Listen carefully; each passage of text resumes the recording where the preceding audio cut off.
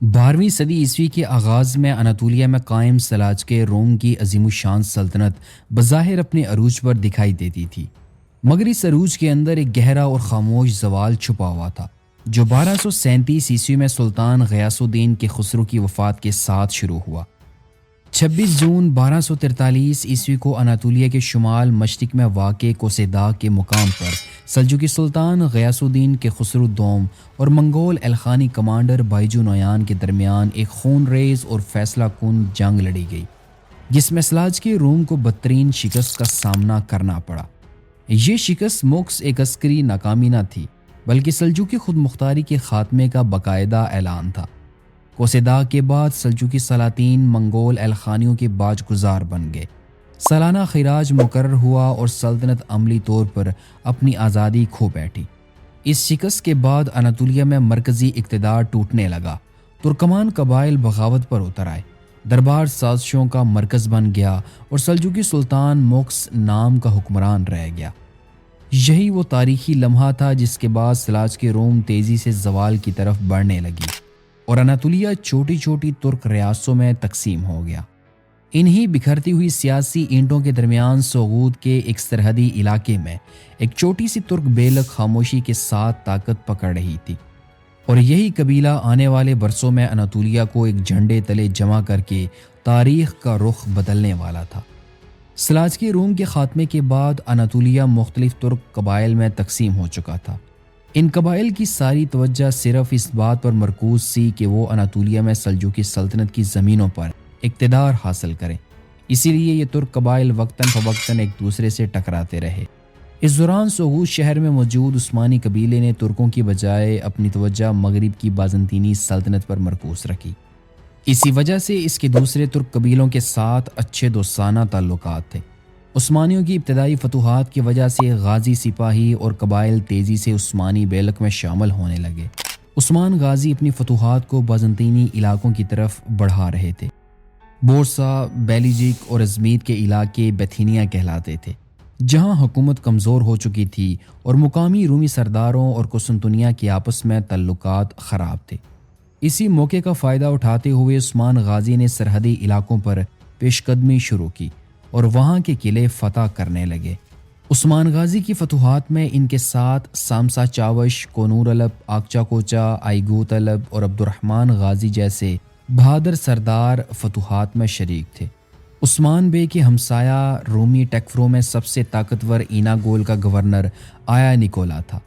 عثمان بے نے پہلے اسے ختم کرنے کا فیصلہ کیا، چنانچہ جنگی تیاری کے بعد ایناگول کے قریب ایک سخت معرکہ پیش آیا، جس میں عثمان غازی اور ان کی فوج کو بڑی مشکل کا سامنا کرنا پڑا اور بے شمار ترک اس حملے میں مارے گئے، جن میں عثمان غازی کا بھتیجا بائیہوجا بھی شامل تھا۔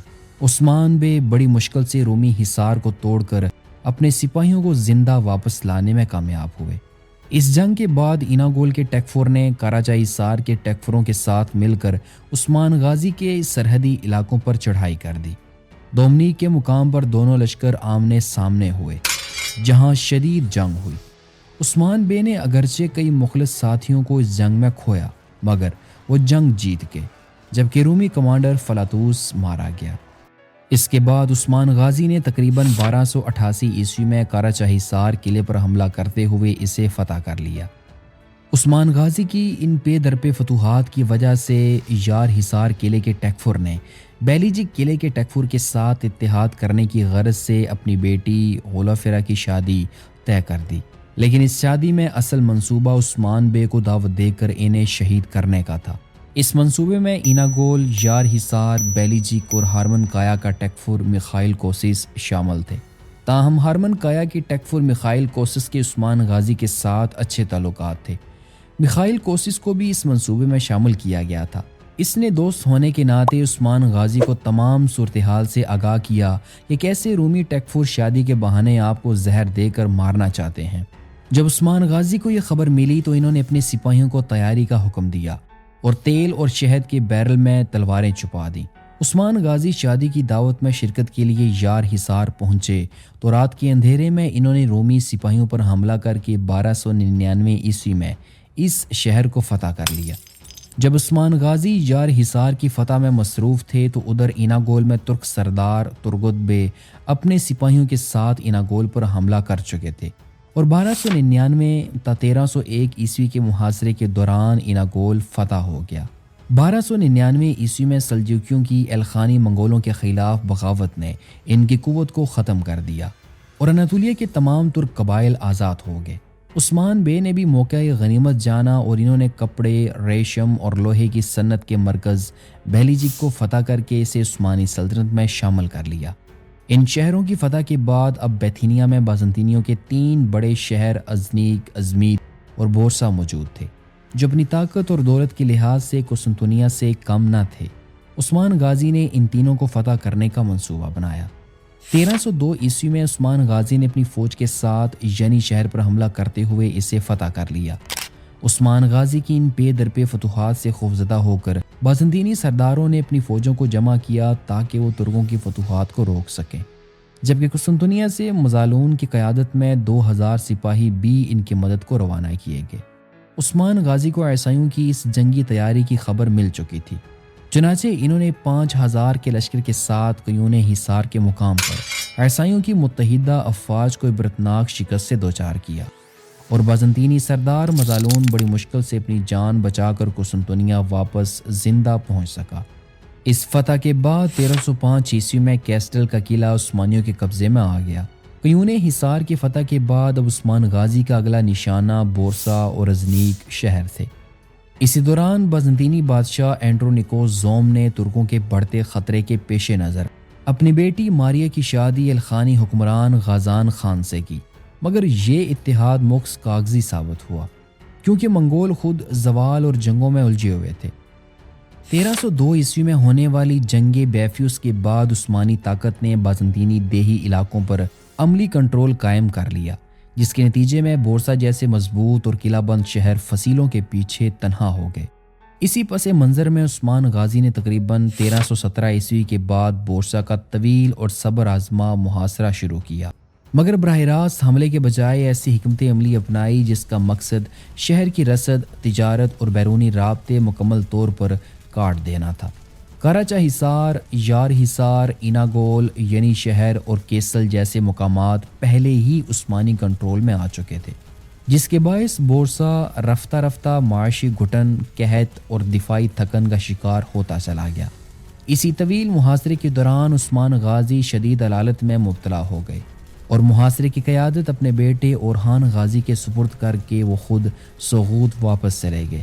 بلاخر 10 سال کی طویل ناکہ بندی اور دباؤ کے بعد 6 اپریل 1326 عیسوی کو بورسا نے مزاحمت کے بجائے صلح اور امان کے تحت ہتھیار ڈال دیے اور شہر اورحان غازی کے حوالے کر دیا۔ بورسا کی فتح کے بعد اسے نیا دارالحکومت بنایا گیا، یہاں نئی عمارتیں بھی تعمیر ہوئیں اور 1327 عیسوی میں پہلی عثمانی کرنسی آکچا یہاں جاری کی گئی۔ اس فتح کے بعد عثمان بے کا انتقال ہو گیا اور انہیں وصیت کے مطابق بورسا شہر میں دفن کیا گیا۔ جب عثمان غازی کا انتقال ہوا تو اس وقت اورحان بے کی عمر تقریباً 40 سال تھی۔ بورسا کی فتح کے بعد اورحان غازی کا اگلا بڑا ہدف ازنیک یعنی کہ نیکیا شہر تھا، جو بازنطینی تاریخ کا نہایت اہم مذہبی، سیاسی اور عسکری مرکز سمجھا جاتا تھا اور کبھی مشرقی رومی سلطنت کا دارالحکومت بھی رہ چکا تھا۔ اورحان غازی نے تقریباً 1328 عیسوی کے بعد ازنیک کا منظم محاصرہ شروع کیا، جس میں براہ راست حملے کے بجائے شہر کو مکمل طور پر تنہا کرنے کی حکمت عملی اپنائی گئی۔ خاص طور پر ازنیک جھیل کے ذریعے آنے والی رسد کو روکنا فیصلہ کن ثابت ہوا۔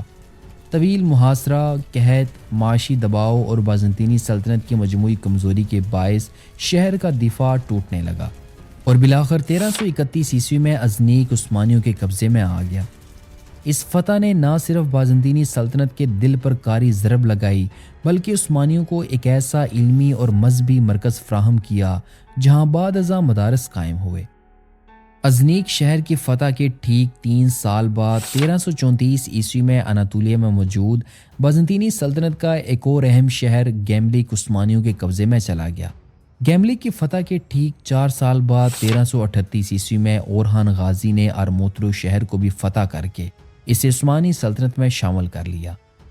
یوں ازنیک، گیملک اور موتلو کی فتح کے بعد اورہان غازی کی پیش قدمی کا اگلا اور فیصلہ کن ہدف ازمید یعنی کہ نیکومیڈیا شہر تھا، جو بازنطینی سلطنت کا اناطولیہ میں آخری بڑا فوجی، بحری اور انتظامی مرکز سمجھا جاتا تھا اور بحر مارمرا تک رسائی کا کلیدی دروازہ بھی تھا۔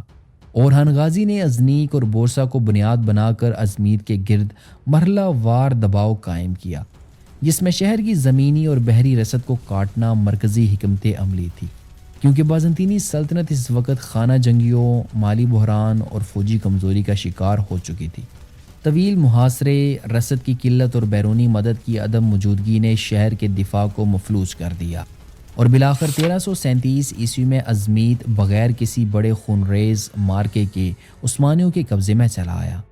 اس فتح کے ساتھ ہی بازنطینی سلطنت کا اناطولیہ میں تقریباً مکمل خاتمہ ہو گیا، جبکہ عثمانیوں کو نہ صرف بحر مارمرا کے ساحل تک براہ راست رسائی حاصل ہوئی، بلکہ ایک مضبوط بحری اور تجارتی بنیاد بھی میسر آ گئی، جس نے ریاست کو یورپ کی سمت بڑھنے کے لیے اسٹریٹجک طور پر تیار کر دیا۔ اورہان غازی کی ان فتوحات کی وجہ سے عثمانی سلطنت اناطولیہ میں موجود باقی ترک ریاستوں میں سب سے زیادہ مضبوط اور طاقتور ترین ریاست بن چکی تھی۔ اورہان غازی کی بڑھتی ہوئی طاقت کو دیکھ کر ہمسائی عثمانی ترک ریاست کیراسی کے سردار اکلان بے نے اورہان غازی کی جانب دوستی کا ہاتھ بڑھایا۔ ناظرین، کیراسی ترک بھی کسی زمانے میں عثمانیوں کی طرح ہجرت کر کے اناطولیہ میں آباد ہوئے تھے اور یہاں انہوں نے عثمانیوں کی طرح اناطولیہ میں موجود بازنطینی سلطنت سے ان کے علاقوں کو چھین کر اپنے قبیلے کیراسی کی حکومت قائم کی تھی۔ کیراسی شروع ہی سے عثمان غازی کا بہت بڑا حامی ترک قبیلہ تھا، یہاں تک کہ اکلان بے نے اپنے چھوٹے بیٹے ترسن بے کو اورہان غازی کے پاس تعلیم حاصل کرنے کے لیے روانہ کیا تھا۔ چند سالوں بعد کیراسی قبیلے کے سردار اکلان بے کا انتقال ہوا۔ ان کی وفات کے بعد ان کے بڑے بیٹے دیمیر خان بے نے اپنے باپ کی جگہ قبیلے کی باغ ڈور سنبھالی، تاہم اس کے سخت رویے کی وجہ سے اس کے قبیلے کے سردار اس سے ناراض ہو گئے۔ انہوں نے کیراسی قبیلے کے وزیر حاجی البے سے اپیل کی کہ وہ دیمیر خان بے کی بجائے اس کے چھوٹے بیٹے ترسن بے کو کیراسی تخت پر دیکھنا چاہتے ہیں، جس کے بعد ترسن بے واپس اپنے قبیلے آئے اور دونوں بھائیوں میں تخت کی جنگ شروع ہو گئی۔ اس جنگ میں چھوٹا بھائی ترسن بے مارا گیا۔ اورہان غازی نے اس پر کیراسی شہزادے دیمیر خان کو شکست دیتے ہوئے پورے کیراسی قبیلے کو عثمانی سلطنت میں شامل کر لیا۔